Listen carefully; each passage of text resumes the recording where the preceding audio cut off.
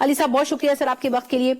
پہلے تو یہ فرمائیے گا کہ آج یہ انکشاف ہوا عمران خان صاحب کی طرف سے کہ انہوں نے تو 24 نومبر کو ڈی چوک پہنچنے کا کہا ہی نہیں تھا. تو یہ فرمائیے گا کہ پھر یہ فیصلہ کس نے کیا اور آخر کیوں کیا تھا؟ جی بہت بہت شکریہ. بسم اللہ الرحمن الرحیم. اللہم صلی علی محمد و علیہ وصحبہ وسلم. آج میں اڈیالہ تھا لیکن حسب معمول کچھ عرصے سے یہ لوگ مجھے خان صاحب سے ملاقات نہیں کرنے دیتے. بیچ میں کبھی ہو بھی جاتی ہے تو آج بھی ملاقات میری تو نہیں ہو سکی، لیکن بیرسٹر گوہر، بیرسٹر سلمان اکرم راجہ صاحب، بیرسٹر سلمان صفدر صاحب اور بیرسٹر علی ظفر صاحب، ہم سب اکٹھے تھے. تو میں اور علیمہ آپا جو ہے ہمیں نہیں اندر جانے دیا، باقی لوگوں کو جانے دیا.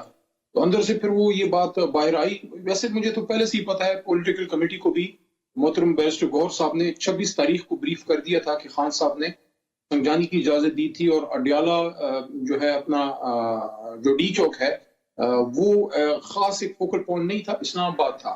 لیکن وہ تو پہلے ہم سب کو پتا تھا. خان صاحب نے 15 نومبر تھا میرے خیال میں جب ہماری ملاقات ہوئی تھی، خان صاحب نے اس میں اسلام آباد کی بات کی تھی. اسپیسیفک ایک جگہ نہیں بتائی تھی. اس میں راجہ صاحب تھے اور اس میں بیرسٹر گوہر صاحب بھی اس میٹنگ میں تھے. اس میں وہ بھی تھے فواد چوئی صاحب کے جو بھائی آج کل خان صاحب کی لیگل ٹیم میں ہیں. فیصل چوئی صاحب تھے، خان صاحب کے دوسرے لائر ہیں خالد یوسف صاحب، یہ سب وہاں تھے. تو یہ تو چیزیں تھیں. لیکن دیکھیں یہ ساری ڈسکشن ڈیبیٹ تو ہوتی رہے گی. سیاسی پارٹی کے اندر کی چیزیں بھی ہیں، کچھ پولیٹیکل ڈیسیجن میکنگ ہے. دیکھیں اتنے بڑے پروٹیسٹ میں جب آپ جاتے ہیں کچھ چیزیں ٹھیک ہوتی ہیں، کچھ غلط بھی ہو جاتی ہیں. اصل جو 100 باتوں کی ایک بات ہے وہ یہ ہے، جو ڈی چوک میں آئے تھے وہ پاکستانی تھے، اس قوم کے بچے تھے. ہاں ان کا تعلق اپوزیشن کی جماعت سے تھا، لیکن ان کے پیچھے بھی کروڑوں لوگوں کی آواز ہے. ان بچوں کو سننا چاہیے تھا، ان نوجوانوں کو سننا چاہیے تھا.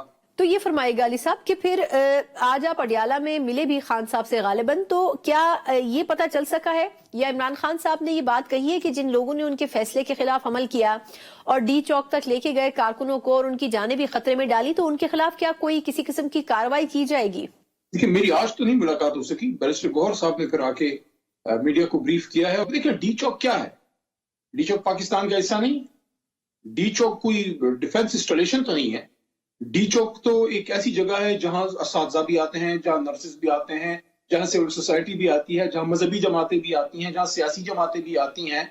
اگر ہم آ گئے، ہمارے لوگ آ گئے، تو کون سا ایسا کفر ٹوٹا تھا؟ دیکھیں سیاسی حکومت میں، جمہوری حکومت میں آپ آتے ہیں، بات کرتے ہیں، باتیں کچھ آپ کی سنی جاتی ہیں، کچھ منظور ہوتی ہیں، کچھ نہیں منظور ہوتی. لیکن اس کا یہ تو مطلب نہیں ہے کہ آپ اپنے ہی بھائیوں کو، اپنے ہی بچوں کو اس طرح سے آپ ان کے ساتھ رویہ رکھیں. خان صاحب کا تو زیادہ کنسرن اب اس پہ ہے کہ ڈی چوک میں جو ہوا ہے وہ کیوں ہوا ہے، اور اس پہ جوڈیشل کمیشن ہو یا جو بھی پراپر ایک انکوائری ہو.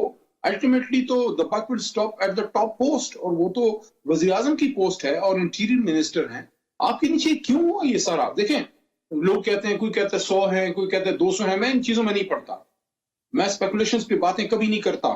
اس لیے میں یہ بھی کہتا ہوں کہ آج دیکھیں ہم لوگ گئے ہیں، وکلاء ہم سارے گئے ہیں، خان صاحب سے ملاقات ہوئی ہے. خان صاحب اڈیالہ میں ہی تھے، خان صاحب صحت مند تھے.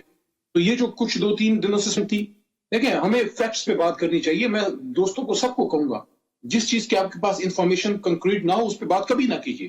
خان صاحب تو اڈیالہ میں تھے، خان صاحب کو تو یہ جس طرح کی باتیں ہوئی تھی، اس لیے ہم کہتے ہیں کہ فیکٹس پہ بات کریں. تو فیکٹس پہ بات کرتے ہوئے یہ ہے کہ ہماری جماعت نے 12 شہادتیں ابھی تک کلیم کی ہیں.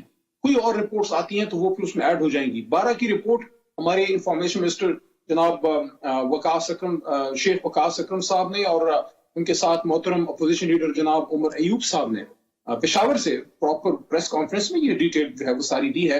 میں خبر کی بھی تصدیق چاہوں گی آپ سے. یہ اطلاعات ہیں کہ بشرا بی بی صاحبہ گنڈا پور صاحب سے یہ چاہتی ہیں کہ وہ اپنے بھائی جو فیصل گنڈا پور صاحب ہیں اور NA 44 سے وہ الیکشن کنٹیسٹ کر کے جیتے ہیں، ان کی نشست خالی کروا کے وہ اس نشست سے کھڑی ہونا چاہتی ہیں. تو کیا یہ خبر درست ہے یا نہیں؟